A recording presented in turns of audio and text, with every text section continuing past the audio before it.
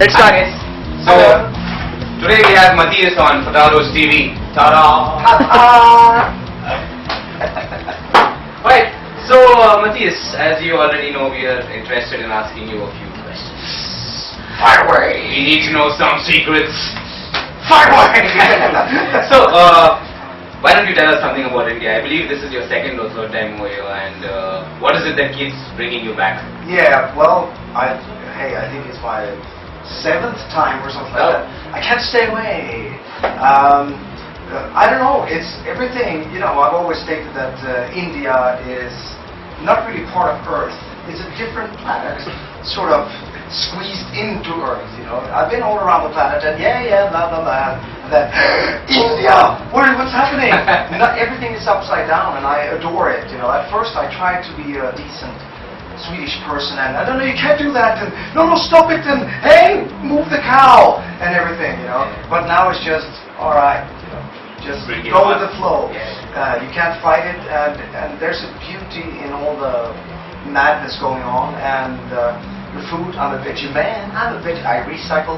Anyway, there's the music, the food, the people. Of course you see heartbreaking things every once in a while, but you also see the most stunning things you've ever seen. I've gone to bed crying myself to sleep, and I've never laughed so hard, you know, in India. So India is just a punch in the face, in a good way, you know. So in Indian music, of course, you know, I'm flabbergasted all the time. It's amazing. But there's no way back. So I talk a lot, so you just one question, 20 minutes. So, coming back to the reason why we are doing this video, you're here in India this time for the free guitar clinic and the free guitar camp. Yes. Can you tell the kids what they can expect at the clinic and the camp? Yeah, first we're going to do Bombay and Bangalore and Calcutta. And I'm going to scratch the surface of what I do with my lovely 8-string comparison guitar and Laney amplification. No shit. And it's going to be loud and messy, and I never plan anything. So, and I always cram way too many things into my clinics, and everybody leave exhausted and confused. Now, this is really just a taste of the free guitar camp that we are doing in Pune next week, because I've done the free guitar camp for 16 summers in Sweden with players from all over the planet, living and breathing and doing kaka in the Swedish woods, and it's super duper cool. And this year it's been much thanks to a guy in a yellow shirt who was at the camp and survived it last year, that we set it up this year in Pune. I could never done this myself, but I'm really honored and grateful. And what we're going to do is we're going to sit down on our precious butts and work really hard for many hours every day and check out stuff you've never tried before, to have more colors on the palette, more musical tools. We will leave very exhausted, hopefully happy and rewarded. I will basically show everything I know. I've got to learn up until this point. I'm fucking 45 years old, and I've been doing this professionally since I was 19. That's 26 years. I'm a dinosaur. I always say that, but it's actually true. But traveling the earth, playing with lots of different musicians, you learn stuff, and I like to show it because it's the only way for me to grow. So yes, freak guitar clamp. Yes. Well, you guys heard it, and that's what Mattias has to say about the free guitar clinic and the free guitar camp. Don't miss this opportunity, guys. So, I'm sure you had this question too many times, but what is your approach to songwriting? Do you consciously try to write in a certain time signature or a certain key, or you just go out there and write? You just do what you do best? Yeah, well, every song I try to figure out the nature of the song, to sort of decipher what the song is about and to dress it up in the proper manner. I never have any formula.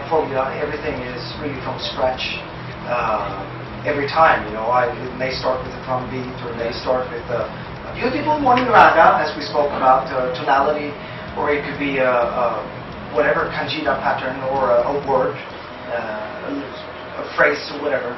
So it's different every time. And songwriting is tough business. To write a good song is not easy, boys and girls. It takes time, and in a way, it's actually getting harder and harder because you know more and more, and to keep it somewhat simple and understandable and not squeeze in everything you know into one song.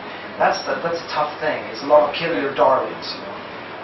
And I think with Cooking with Penhas, with Free Kitchen, we actually managed to, I think after the previous album where we did songs like Tear Gas Jazz, which was a big Indian influence, and the song OK, which was also based on Indian tonality, everybody expected us to go full-blown Indian. Now it's going to be crazy. They're going to have every traditional instrument known to man, and so on. But what we did was actually to scale it down and to sort of incorporate it in a more sneaky way, and that was really hard. How can we make this Indian? So the Indians will hear it's Indian, but everybody else will think it sounds like AC/DC with a twist, you know, and that's, I think we did that well. But there is really no method. This is how I do it. Every song is different, and it's a messy job, but I like it. What is it that has kept you so passionate about the brand? And I really like Laney, and I don't say this because I get paid or free stuff or whatever. I've been with them since 1996, and first of all, they were just the coolest because when you need stuff, you're young, you're poor, nobody gives anything to you. Now you get so much stuff for free when you don't need it. It's not fair, but that's how it is. And it was pretty much the same thing with Comparison, because Laney said, you know, we like your playing. How about you hand in your old crappy amp and we'll give you a stack? And I said, sweet deal. And I loved it so much. It was loud. And one of the things that I appreciate the most is that you can't hide. You cannot hide from a Laney amp. If you suck, the amp will just sink you. If you play well, it will just bring you to Nirvana, or whatever, you know, and I really like it. It also helps that everybody are really, really cool working with the company. Life is too short to deal with assholes, and the Laney people, and you too, and you when you are just good people, and that's what it is, because you have this. You may be reborn as a sandwich in Chennai, I don't know, but we can't really tell. I hope not. Oh, I turned out to be a sandwich anyway. But you're born, and then you die. Okay, what you do in between actually matters. You know, when you wake up feeling, oh man, I have to deal with this moron or whatever. I don't feel comfortable. For me, it's really about having good, reliable stuff, getting it. You know, I need this, I need that. Sure, we'll send it to you. It's waiting for you at the hotel or whatever. It's really cool, and it's nice people. That is a pretty damn cool amp. It looks cool too. Yes. Nice, great. So I think that's about it from us. We're going to switch short and probably go and play some guitar now. But thank you so much for your time, and guys, you heard it from Mattias. Laney, just play it. I'm Ivan Vegas. I manage Laney Amps in India, and this obviously is Mattias.